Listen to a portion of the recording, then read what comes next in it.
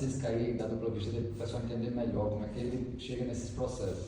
João Francisco, ele começou com o Jacó e ele estava ali, né, vendo o Jacó trabalhar, e até que um dia ele disse: eu vou dar um passo da minha esposa, né? Ele fez um concentrado nas costas da esposa dele para tratar coluna.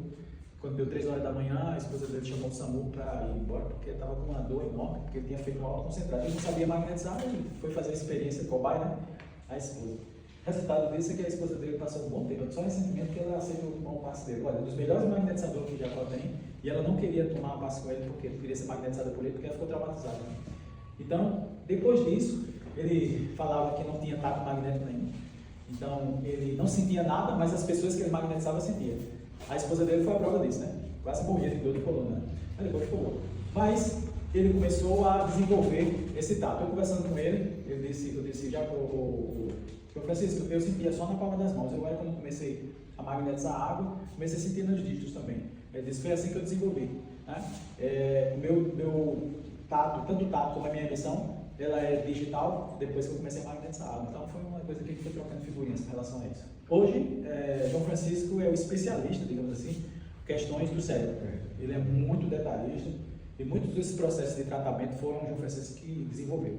Né? De Alzheimer, de Parkinson, de outras questões lá, de ela, né? Foi o João Francisco que desenvolveu. Porque ele, além de estudar muito anatomia e fisiologia, principalmente nessa área cerebral, ele tem um poder e um tato magnético cirúrgico. Né? Ele consegue detectar assim, detalhes aqui, que muitas vezes para a gente tem uma dificuldade enorme, ele consegue com uma facilidade muito grande, mas isso é um treinamento, isso não cai assim do céu, né? Não é um dom, não existe dom, eu não acredito em dom. Eu acredito que quanto mais você trabalha, mais você tem as suas habilidades, porque você foi coroado com o seu trabalho e com os seus estudos. Né? Eu conversava com o Luciano sobre o resultado magnético, que tem uma parte que já conta assim, para você distanciar, para sentir a bola, aquela coisa toda, então, aí não passe para outro capítulo enquanto você não sentir. Aí ele está dizendo a Luciano, passe, porque você vai demorar, que isso é uma coisa que leva tempo. Porque realmente, ou a questão seria concentração, e realmente hoje eu não tenho certeza se já sinto o tato, né? Mas assim, que essa parte, eu posso até sentir, mas essa parte da tal de sentir a energia. Você consegue sentir, não? Eu não concentro demais, eu vou tentar fazer isso no centro, porque toda vez que eu tento, é quando eu estou lendo em casa. Aí eu faço em casa. Em casa eu nunca sinto. Mas na verdade, assim, olha, você para sentir, já não gosta muito disso não, mas eu faço. Você esfrega as mãos, que é mais fácil de você sentir. Né? Você esfrega as mãos, e aí você baixa, e aí você dá o comando, saindo o fluido das minhas mãos. E aí você vai aproximando lentamente. Né? De preferência com os olhos fechados, porque nossos olhos chamam muita atenção e tal, aí você acaba se perdendo. Né? Então se concentra só na sua mão, parece que não existe nada do universo, só as suas duas mãos. E aí você vai aproximando e vai sentindo. Esse é o primeiro exercício, né? Eu não dá para essa voz de comando para sair do tem que dar, senão... então eu não tenho... Então, saindo o fluido das minhas mãos. Isso aí que eu vi no livro de Barão de Poder, Estudando Magnetizador. Ele ensina a você dar o comando, né? Primeiro, inspira e se energiza. Inspira e se energiza. Depois, baixa as mãos uma da outra, fecha os olhos para os olhos não atrapalhar e dá o comando, saindo o fluido das minhas mãos. E lentamente vai aproximando uma da outra. Aí você vai sentir. É sério, você vai sentir. Vou fazer hoje a Benedito, né? E se você não sentir, ainda não mais. Você vai sentir de todo jeito. Ó. Você vai sentir. Olha, se você fizer isso aqui, mesmo que você agora, se quiser, você faz assim, ó. Sopra na tua mão e faz isso. Não tem como não sentir, porque é tão forte o sopro quente que você sente. Está sentindo? Está sentindo aonde? Na palma das mãos ou nos dedos? Aqui, na palma. Então você é palmar. Entendeu? Então o sopro quente é pauleira. Você sente, mesmo que sem querer sentir, você sente. Porque o sopro quente é poderoso. E aí você dispersa. Você estava dizendo ao Inácio, quando fizesse o sopro quente, ele demora um bom tempo. Vai agindo. Eu achei assim super interessante. O sopro quente é poderoso. Vai agindo ali e às vezes passa horas, até dias agindo. Né? Mas aí geralmente eu disperso bastante, que é para a pessoa não ficar ligada da pessoa. Depois eu tenho que dispersar bastante. Ok? Alguma dúvida, gente? Você tem que estudar, né? Porque só não... Isso aqui é um postinho que quero mais, né? Assim, uma vez eu fui para um curso, meu tio, eu era muito jovem, né? Aí meu tio disse assim, você vai para um curso de eletrônica comigo. E aí tem uns esquemas de televisão que eu ficava perdido ali. Eu disse, meu Deus, o que eu estou fazendo aqui? Eu não estou entendendo nada, cheio de esquema, cheio de símbolos, eu não entendia nada. Mas aquilo foi a melhor coisa que meu tio fez.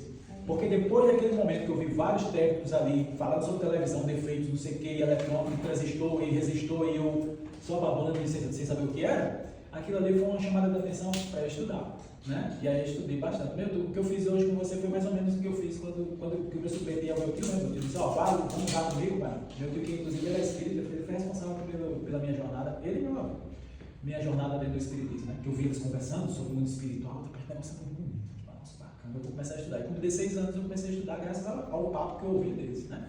Então foi mais ou menos isso que eu fiz isso com vocês aqui, né? Eu fiz essa amostra grátis para vocês verem o poder da caridade de forma fluídica e para vocês verem o quanto Allan Kardec estava certo em não separar o espiritismo e o magnetismo. Não tem como se separar. Allan Kardec, em 69, quando ele estava para morrer, em 1869, estava para desencarnar, ele diz assim: o magnetismo e o espiritismo são ciências gêmeas. Se separar uma da outra, né, eles vão sentir falta um do outro. Os gêmeos não são assim? Quando separam, ficam sentindo falta? E ele dá alerta nós espíritas. Se separar, vai entrar num impasse. E é esse impasse que nós estamos vivendo no movimento espiritual hoje. Porque que cargas d'água hoje as pessoas dizem que o magnetismo não é espírita, que o magnetismo faz parte do espiritismo. Isso é uma aberração. E até no Isso é uma túmulo. aberração. Kardec já morto no túmulo, Camilo Flammarion, do espiritismo sabendo apenas o ABC. E fala nesse mesmo discurso que Kardec estava escrevendo sobre espiritismo e magnetismo. Nesse mesmo discurso. O discurso do funeral de Allan Kardec, né? O Camilo Flammarion justamente fala sobre isso, está na revista Espírita de Abril, por aí. E aí ele diz, né, que Allan Kardec estava preparando uma obra chamada Magnetismo e Espiritismo. Não deu tempo, né? Ele desencarnou antes. É interessante. E aí o problema de nós brasileiros, desculpa estar passando, é que o Espiritismo veio da França para cá, só que os franceses eram magnetizadores, a maioria deles eram magnetizadores. Camilo Flammarion era magnetizador, Leão Diniz, o grande médico, era magnetizador. Quem apresentou a Kardec? O Alexandre Delande, que era o pai de Gabriel Delande, era magnetizador, todos eles eram magnetizados. O próprio Allan Kardec, ele estudou o sonambulismo por mais de 35 anos, Allan Kardec era magnetizador. A história do espiritismo é quem é que apresenta o espiritismo para Kardec? Era o magnetizador. Era o magnetizador. Aí ele disse, não, mas isso é possível, porque a gente estuda esse magnetismo, né? Exatamente. Então, quando chega no Brasil, como a gente não sabia ou não Se sabe eu o que é magnetismo... Se eu fosse ele, apresenta o espiritismo para Kardec, ele disse, não, mas isso é possível, a gente se mexer, é possível. Isso magneticamente, dá para fazer magneticamente. Então, mas aí já foi no segundo encontro. Aí no segundo encontro, se eu fosse ele disse, ó, não só estão se mexendo, não, estão respondendo a pergunta. Aí é que ele diz a famosa frase, desde que me prove que uma mesa tem cérebro. Exatamente, ali Kardec foi pego ali, né? Mas assim, eu queria dizer para vocês, então, essa questão desse descompasso que há no nosso meio, né, dos nossos confrades espíritas, é porque não estudam. E aí o que acontece? Nós não temos conhecimento de magnetismo, porque a gente não estudou aquela mais de 10 obras que tem lá no Catálogo Racional, e acha que não faz parte do espiritismo magnetismo. E o interessante que eu queria dizer é que um formador de opinião, que realmente, assim, no assunto, o que eu disse que estava ouvindo no podcast, na FED, o assunto dele, no que ele trata, ele é maravilhoso. Mas quando se trata de magnetismo, ele chega a indagar, ele fica em cima do muro, mas ele chega a indagar que o próprio Kardec condenava o magnetismo. Aí a pessoa Aonde foi que ele viu isso? Aonde foi que ele viu isso? Aonde foi que ele viu isso? Então, é um negócio assim que realmente é a gente dá vontade, porque o conteúdo dele, no que ele é bom mesmo. Aí a pessoa mais dá vontade, a pessoa parar e não vir mais. Mas quando ele termina o assunto, quando ele deixa de falar sobre o assunto magnetismo, aí já é diferente, ele já tem a qualidade. Aí a pessoa vê o respeito do mesmo da fé, o Campec, ele vê que ele é fã mesmo do magnetismo, o Carlos Campec, ele chega lá e diz, fala do magnetismo, mostra que onde tem falando do magnetismo, quer dizer, a pessoa vê o respeito de uns e o respeito de outros, na mesma entidade, né? Por parte só uma dúvida, quando o paciente, no caso, tem TDM1 e a dá continuidade, vamos supor, nesse tratamento dela, como, por exemplo, vou aplicar o TDM1 e aí no TDM1 eu incluo isso, né? É o contrário, começa com esse, termina com o TDM1. E quando depois faz o TDM1. Quando sair melhor, porque aí porque senão você tem que fazer dois trabalhos, né? Como você está falando, é melhor. Oi? No caso do braço, da coluna, sempre começa e depois termina com o TDM1. Porque esse TDM1 deixa a pessoa totalmente harmonizada, alinhada, né? Então é uma boa ideia fazer. Se tiver tempo. A grande questão do nosso meio espírita é tempo, né? A gente geralmente tem pouco tempo, é só durante uma noite só, é assim?